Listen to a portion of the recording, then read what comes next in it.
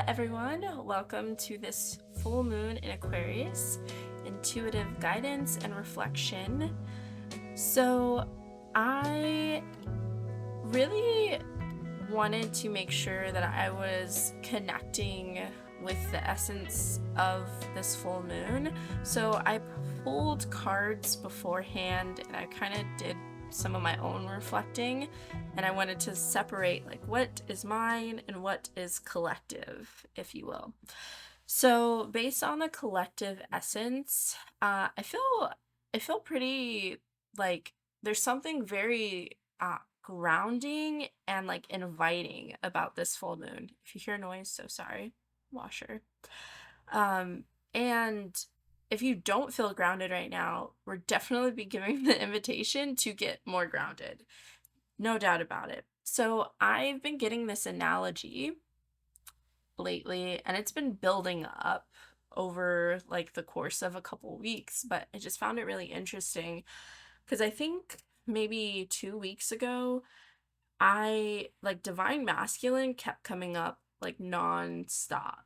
And so I did some personal practices for myself just to work on that aspect within me, because that aspect is within all of us, no matter our gender that we identify with. And I noticed that it almost felt like the collective divine masculine was needing like a break from like just the go go go, and almost this invitation to bring the divine masculine into the cosmic womb for rest so then it could come out and fully hold space for the divine feminine essence, but in this more balanced state of equilibrium between these two um, aspects within ourselves, if you will. So I just thought it was really interesting. And then with this full moon, we have Aquarius, which is a fixed masculine air sign. And then we have Leo, which is a fixed masculine fire sign. So it's, again, this masculine essence that's kind of being emphasized within the body or emotionally, and just a sense of vitality. So how have we been tending to this internal flame is the container that is actually holding the flame, our own eternal flame that continues to burn, that gives us life. Is it really being sustained and loved and expressed? Are we allowing it to be expressed with wholeness and like clearing a path or forging a way for us? Or are we just having it be so chaotic and just scattered and spread, but there's no sacredness to the chaos? And it's not in this supportive way. So hopefully that made sense, but that was just something that I have been contemplating, so I just wanted to share that. So if you kind of want to put it in your mind for contemplation or within meditation, what have you, then you're more than welcome to. So I'm gonna stack some of these cards, so we can just start with the cards that came out for from the astrology oracle deck. So the first thing that came out was trine. So it says angelic support, harmony, and perfect flow. And then we got house 3. So it says early learning, childhood relations, the rational mind, and communications. Then Virgo came out, integrity, reverence, and service. Then we have Earth, persistence, patience, and practicality. And then the cardinal card came out. So it's instigation, bravery, and a pioneering spirit.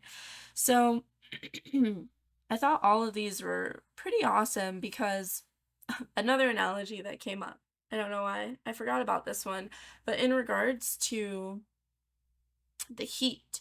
Um, it was funny. I was talking to someone and I was like, how can we really make sure that we're being grounded within our bodies, or this masculine container of ourselves, so this feminine essence within us that wants to express is not just acting like a volcano, but like, um that I guess is just like melting people's ears. Sorry about the analogy, but I was just like, it's almost like when we speak, is it creating more like is our volcano from our words creating a solid foundation and creating like land for others to stand on and to really explore within and to like, oh, like, maybe open our minds, if you will, or is it just like, I don't know, just harming, and like it's not creating anything necessarily that others, that we can all come together within a space. So, how are the words that we're communicating with, like our relation with another, how is it truly coming into this point of balance so we understand how we are expressing and expressing with integrity, truth, and love, and understanding for another. All the key components that we need within just relationship dynamics. Um, so, house three, I was like, I'm going to look at the chart really quick because I want to see what is going on. So, with the third house, I'm just looking at my chart for where I'm located. So, this card pulled me to Jupiter. And I thought it was really interesting because when you look at the chart, the moon and the sun during this full moon are both creating a square to Jupiter. And Jupiter is all about like where we want to, or where we can expand and grow, um, and just like take up more space, if we will. But it can also be, if we think of like, are we taking up so much space that the collective is not really considered in the space that's being taken up? So I just thought it was interesting because it's like this balancing act and dynamic of like, oh, okay, well, how are we being, um, also like sometimes when we want to expand, we want it instantly, right? But how are we tapping into the earthly essence of being patient and practical about how we're carrying out these things? So maybe getting further illumination within the area of our chart that Aquarius rules and is illuminating for us. So, a shining light is spotlighting this aspect of like, okay, well, maybe there's been friction or tension in wherever Jupiter is that is squaring the moon, to support with getting more or figuring out how to get more within this body of ours or the body that we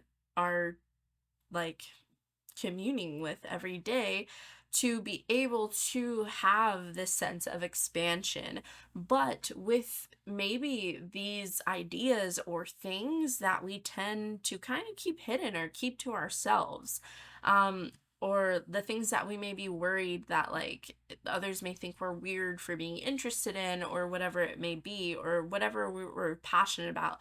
And especially because since the sun is in Leo and we have Venus retrograding there, I think that um, there's already this reconstructing of our image and our relationships and how we're doing this give and take, and what how we understand what is valuable and what is not to us, and maybe seeing what like sensual pleasures that we do enjoy as humans and what ones we don't, and just like refining and tuning like what is actually adding to that flame of ours.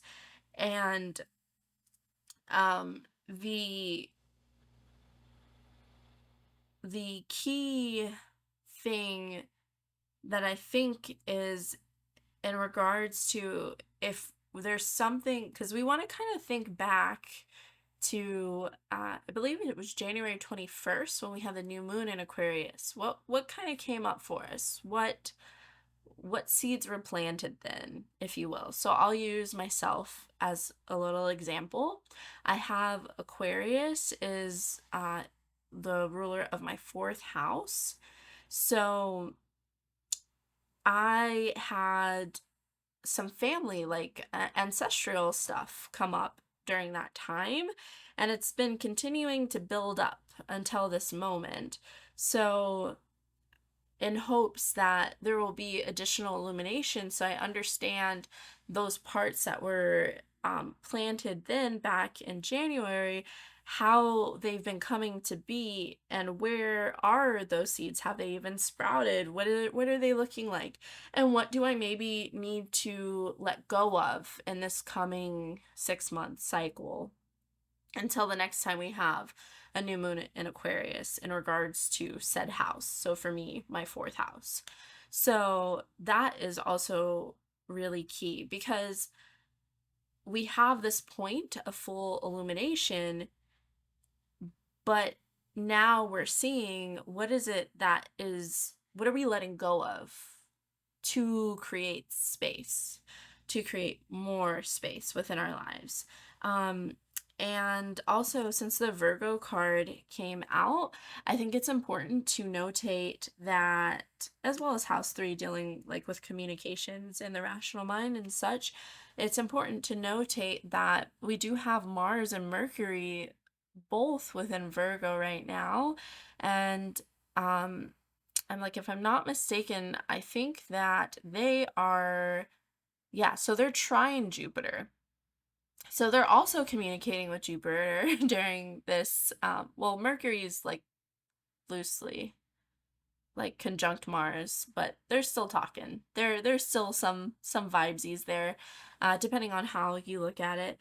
But so Mars and Mercury are already having a conversation within the house of Virgo, so helping us get really more like detailed and practical about like how are we like processing and going about the things that we're taking action towards each and every day. Is it in a grounded way? Are we just like Mars is having to take a little bit of a seat and be like, okay, all right, Mercury's here to help me come up with a plan so I can like have a point of focus. Because sometimes I think that point of focus, or even just the flame that we're talking about, we kind of tend to stray away from it, but we're like, oh no, yeah, no, this was the point. This was the reason. So I think it's also giving this assistance, if you will, at this full moon, that now that we're having this illumination with maybe new innovative happenings within the area that Aquarius rules within our chart, and since it is creating some friction to Jupiter, now hopefully we can see what is that friction, what needs to be adjusted so there can be a little bit smoother essence when trying to expand and really assert ourselves in this point of power, but from a way that is not, it's not like overbearing, I guess, if you will. So the next cards that came out were the Page of Cups in reverse, the Hierophant, the Queen of Pentacles reversed, and the Magician, which it might have been the Magician and the Queen of Pentacles. Yeah, that looks right. So with these cards, in regards to that, like, it's interesting in regards to that, like, little idea. I love how this card has the little pig with wings, and it's like, oh yeah, guys, yeah, when like pigs fly.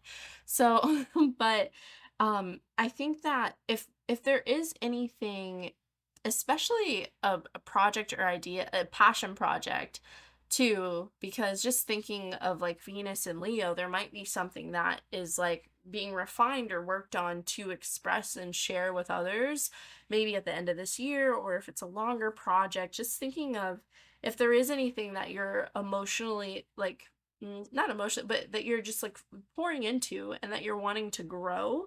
Um, really creating the space, so allowing the letting go, so that this page of cups, these like, um I almost want to say like emotional invitations to really connect with this idea, and like making whatever your when pigs fly like situation happen, like, oh my gosh, like it's available or it's ready. So, and then with the hierophant, I think of that as one, speaking back to Taurus in regards to the practicality and just the things that we do have within our life, and also like the beginning of this year, remembering that it was really important, like remembering our resources and how we're working with what we have instead of just like going out and grabbing a whole bunch of new things.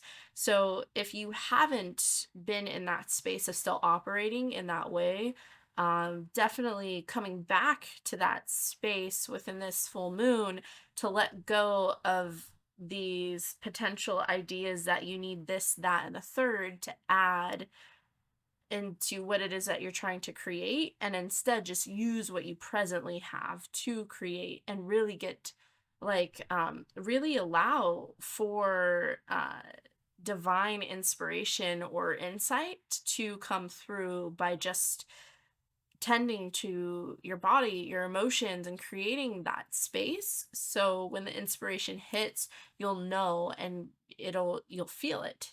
It'll be unique in its own right. So, yeah, and especially the magician card, just bringing me back to this essence of like the creation of whatever it is that one is trying to do and working with what is had, because I think the Queen of Pentacles in reverse can kind of symbolize these things that we're thinking like, oh man, like I don't have this or that, like can I do this, or like, oh, I can't express this, I don't know it, like it's just kind of excuses, fill in excuses. So sometimes we create excuses, myself included, and I think that when we allow those doubts or those things to come to our awareness more fully, then we can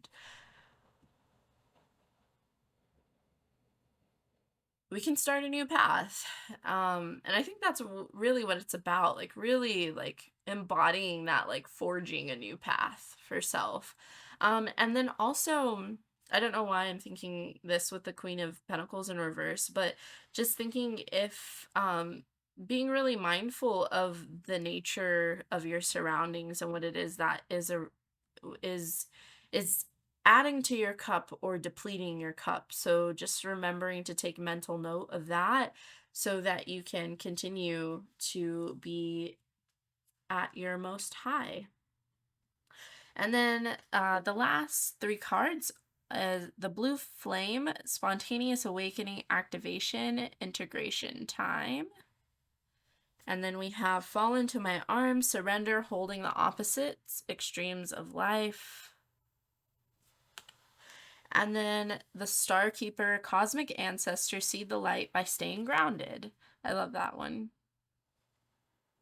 Yeah, so with all of these, I think that there's this very, it just feels very like earth and fiery with the cards that came out, even though I know for the full moon we're working with um, fire and air, but it almost seems that if the air, how do I want to say, if the air of your mind seems to kind of just be like taking you away um too far, let's just say you're going like way too far from your body, then figuring out how to come back into it. So one, there can be integration from these like far distances, hopefully, of whatever you gathered from going out to wherever with your mind and coming back, so then you can have these ideas or thoughts or whatever it may be more grounded within you. And also to not fall too heavy within the extremes. So figuring out what is this sense of balance that's taking place within you, and how you're finding the balance within this internal, like, I almost want to set like in solitary with self, solitary, that sounds a little weird, but in solitude, there you go. In solitude with self, but also within the groups of community as well. And two, I think that if anyone, I feel called to say this, so I'm saying it. So if anyone is feeling alone at all in whatever it is that they're trying to put forth out into um, the collective, then I think that, like, it's okay to, like, call on help if help is something that you're wanting or needing. So knowing that it's okay to do that, and maybe just figuring out uh or reflecting on things that really helped to spark this sense of change and newness, and to make you excited for it, and how you can really create the space to allow that to happen again, if that's something that you're wanting. So that is all that I feel like I have to say on that. So I do hope that everyone has a beautiful full moon in Aquarius. I hope that this video finds you well if you watched it, and if you want to leave a comment down below to let me know how you're feeling during this full moon, or even after the fact, I love to hear it. But until next time, thank you so much, and take care. Bye.